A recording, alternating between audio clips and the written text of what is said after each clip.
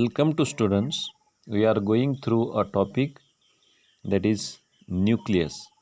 In this, we already studied about the nuclear membrane, nucleoplasm, and third one is the chromatin. The word chromatin is derived from Greek word that is chrome. Chrome means color.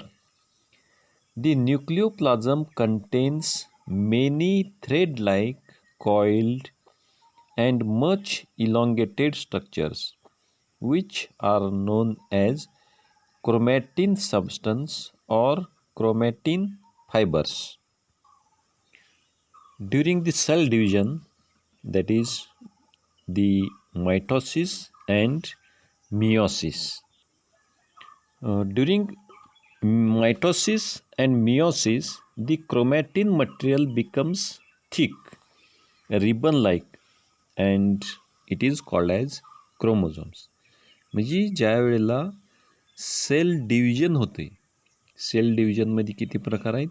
2 प्रकार आहेत, एक mitosis आणि meiosis. ह्या वेळेला काय होते, ही जी chromatin material आहे किंवा क्रोमॅटिन फायबर्स आहेत ते काय करते, दे बिकम्स थिक, त्याचं साईज वाढते, रिबन लाईक, दिसायला कसं होती, रिबन लाईक, लांब, आणि त्याला आपण काय म्हणतोय, chromosomes.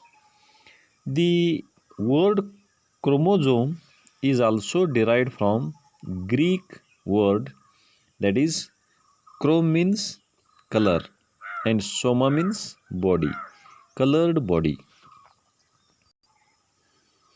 The chromatin appears as a viscous gelatinous substance. Now we will see the composition. ह्या chromatin substance किंवा chromatin fibers मध्ये काय आहेत? Chemically, it consists of DNA, that is deoxyribonucleic acid, then RNA, ribonucleic acid, then basic proteins which are called as the histamines and non-histamine proteins.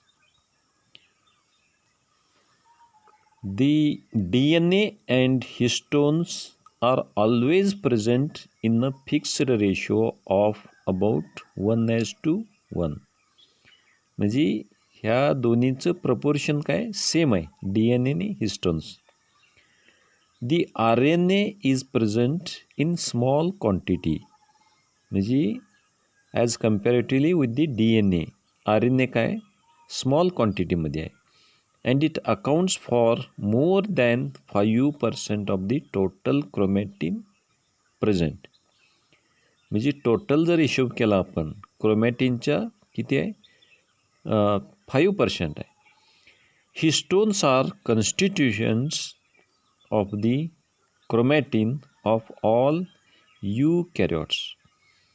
म्हणजे सगळी जी यूकॅरियोट्स आहेत त्याच्यामध्ये काय असते, हिस्टोन्स आहेत. Histones are small proteins which have a content of the basic amino acids. आता ह्याच्यात काय आहेत, ही सगळी प्रोटीन्स आहेत. प्रोटीन्स म्हटल्यानंतर अमिनो ॲसिड्स आले. आता ह्याच्यात कुठले अमिनो ॲसिड्स आहेत, that is arginine and lysine. Thus, they are basic in nature and bind tightly to DNA. म्हणजे ही हिस्टमाइन्स ही कशाला बाइंड झालेलं आहे, that is with the DNA which is acid. There are 5 different histones isolated from the eukaryotic chromosomes. आता 5 वेगवेगळी histones identify केलेलं आहे, संशोधन केलेलं आहे. दे आर, आता हे कुठले आहेत, H1, H2A, H2B, H3 and H4. Out of these 5, H1 is lysine rich histone and not tightly bound to DNA. The remaining 4 histones are called core histones. The H1 histone is mainly involved in higher order foldings of chromatin, while core histones are used for holding together the DNA molecules in chromatin fibers. आता ह्या chromatin मटेरियलची किती प्रकार आहेत, that is types. There are two types. One is the heterochromatin and second one is the euchromatin. आता ही जी दोन प्रकार आहेत, हेटेरोक्रोमॅटिन आणि यूक्रोमॅटिन, ही डिफरन्स कसं करायचं, that is if we stain this chromatic material then we will see the difference. आता heterochromatin आणि euchromatin, if we stain then it darkly stained, हे स्टेन डार्क होते आणि इथं यूक्रोमॅटिनमध्ये light stained. Condensed region of chromatin is known as heterochromatin. म्हणजे ही condensed आहे, म्हणजे क्रोमॅटिन मटेरियल कसं आहे, कंडेन्स्ड आहे, फ्यूज्ड आहे, एकत्र आलेलं आहे. आणि दुसरं कसं आहे, यूक्रोमॅटिनमध्ये डिफ्यूज्ड आहे, असं डिस्पर्स्ड आहे. Then it occurs around the nucleolus. आता ही हेटेरोक्रोमॅटिन कुठं सापडते, न्यूक्लियसच्या भोवती अँड ॲट दी पेरिफेरी, त्याच्या भोवती आणि पेरिफेरीला म्हणजे कडेकडेला. It contains less amount of DNA.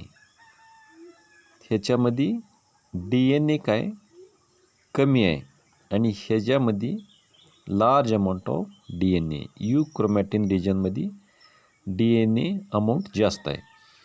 So it is metabolically and genetically inert. Metabolically किंवा जेनेटिकली ही जास्त काम करत नाही, कारण ह्याच्यामध्ये DNA कमी आहे, म्हणजे अलिप्त राहते. आणि ह्याच्यात जास्त असल्यामुळं it takes active role in the genetic transfer. Then last one is the function of chromatin.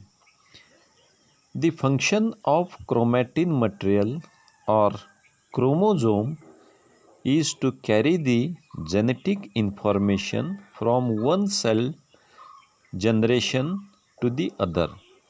म्हणजे ह्याचं मेन फंक्शन काय आहे, ही जी क्रोमोझोम्स आहेत हे ट्रान्सफर करते कुठं, from one generation to another generation, म्हणजे याला जेनेटिक इन्फॉर्मेशन म्हणतो आपण. DNA being the only permanent component of chromatin material which carries the genetic information in a coded form. आता एका जनरेशनमधनं दुसऱ्या जनरेशनमध्ये जी कॅरेक्टर्स ट्रान्सफर होते हे कोण करते, तर ही क्रोमोझोम्स आहेत. क्रोमोझोममध्ये DNA, आणि ही DNA कसं कोडेड फॉर्ममध्ये ट्रान्सफर करत असते. So that is the main function of the chromatin material. So that is all about the chromatin.